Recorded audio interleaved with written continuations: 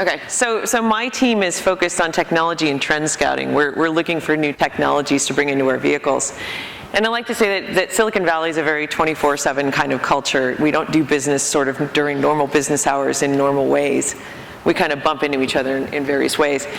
And one of the ways that we meet startups can be kind of unconventional. And I had someone on my team who happened to be out mountain biking one weekend, and he was mountain biking along and crashed into somebody, as you sometimes do in a mountain bike. And while they got up and were cleaning themselves off, the first question you ask in Silicon Valley is, after, are you okay, is what do you do? And the person he crashed into said, well, I've got a startup. And my person said, well, we look for startups that are doing automotive things. And so this guy described what he was doing, and it turns out that it was relevant for automotive. And so we went pretty far with this company and, ended up going pretty far down a prototyping path and looking into potentially doing an investment and so forth, and actually did some work. So you can meet people in the darndest ways, and you just... Now, did anybody get hurt in this bike accident here? No, there were no injuries. Right. There may have been a few scrapes on the bikes, but it was all good. Okay.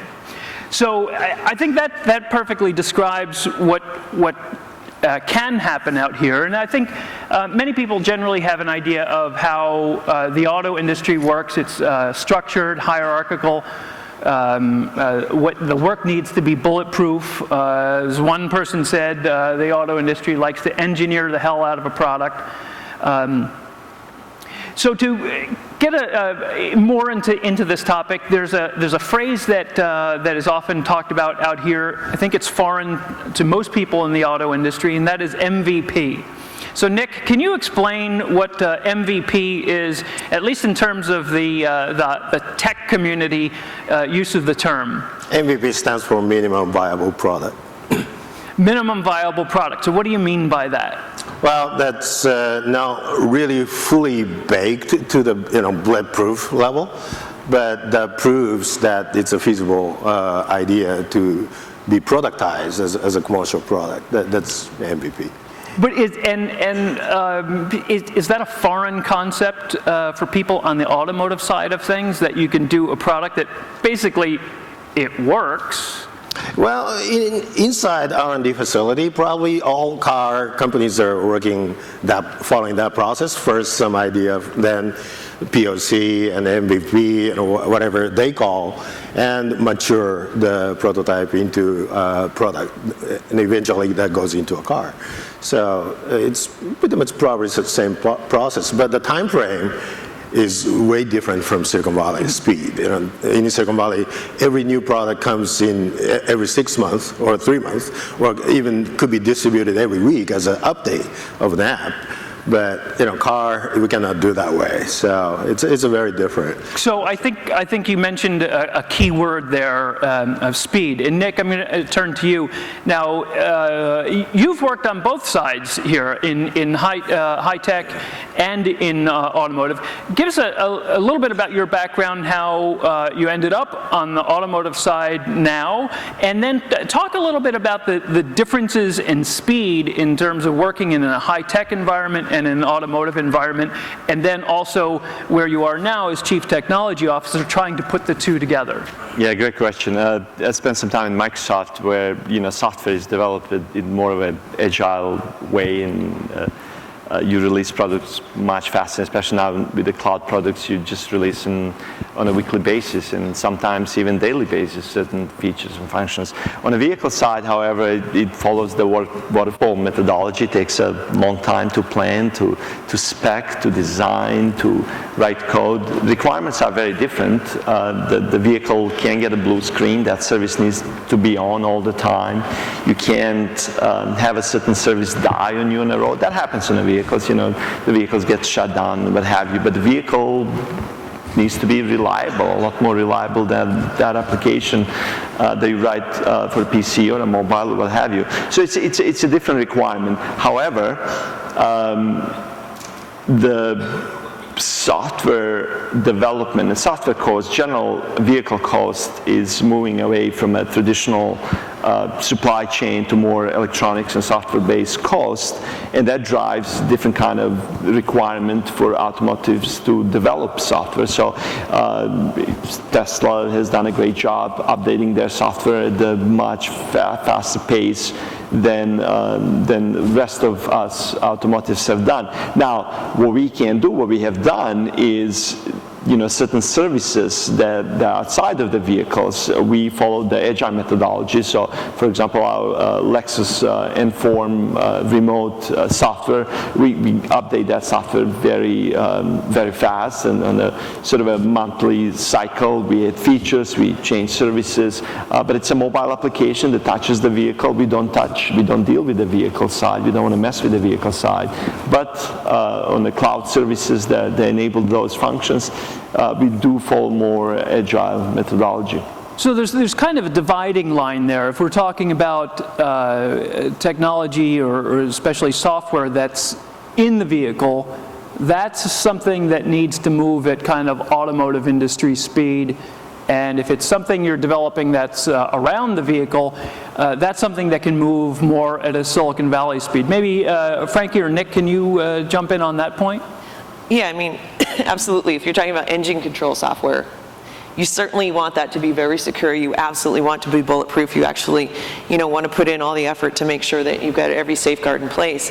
But if what you're putting out is a connected service, if every once in a while a connection drops, if I'm trying to book a hotel or whatever the service is, or if, sometimes, a screen goes down, or, in that case, it's not quite as vital, and most people, I would think, would accept it because it's sort of what happens on your consumer devices.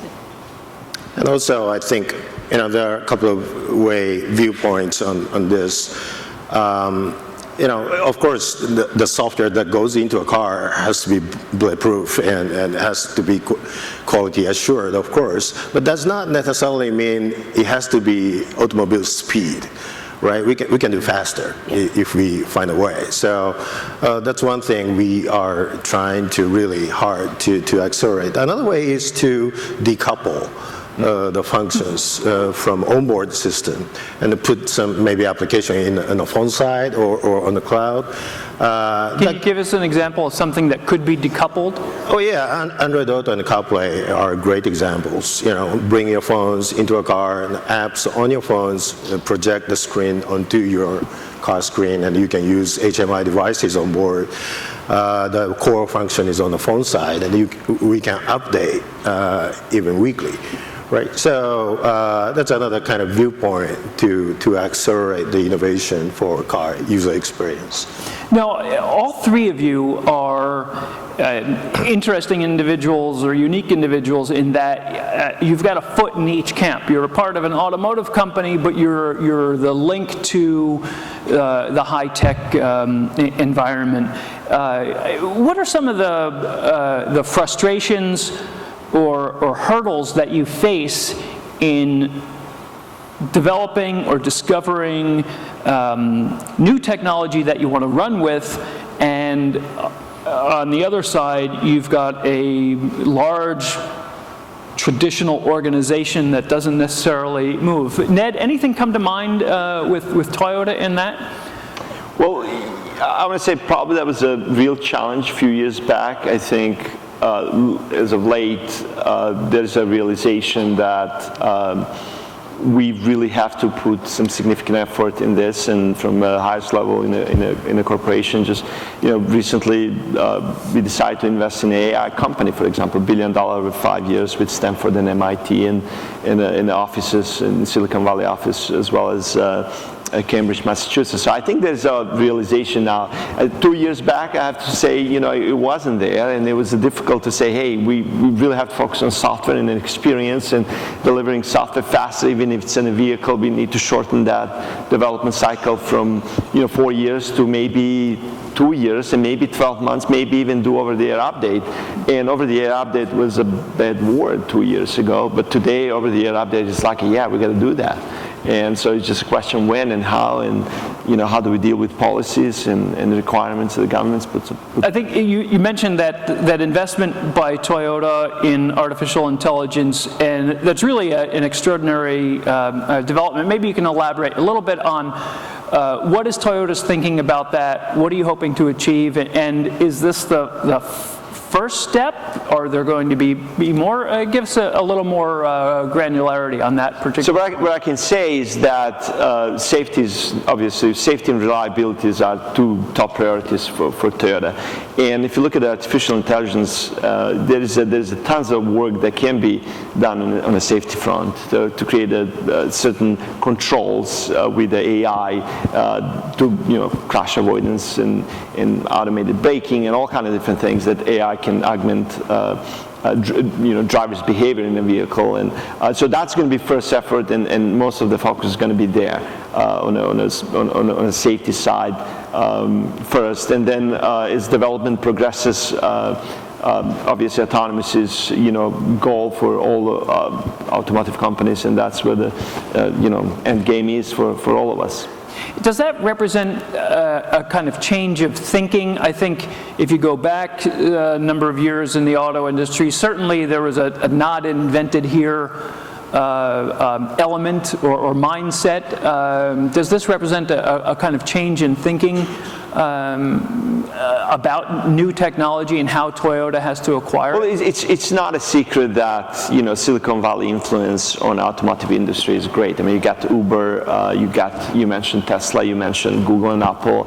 I mean, it is becoming a software business. We're becoming part of a software business. Every corporation is a software corporation, and so that that essentially influenced the way we think, and other automotives, not necessarily just Toyota, but others have realized that we are into software business, and our supply chain, our traditional supply chains got to change, or needs to be augmented, I should say. We have traditional supply chain, you got a body, you got parts, you got all these things. Now the new supply chain is all that, maybe simplify all that, but you got a software supply chain that you have to deal with.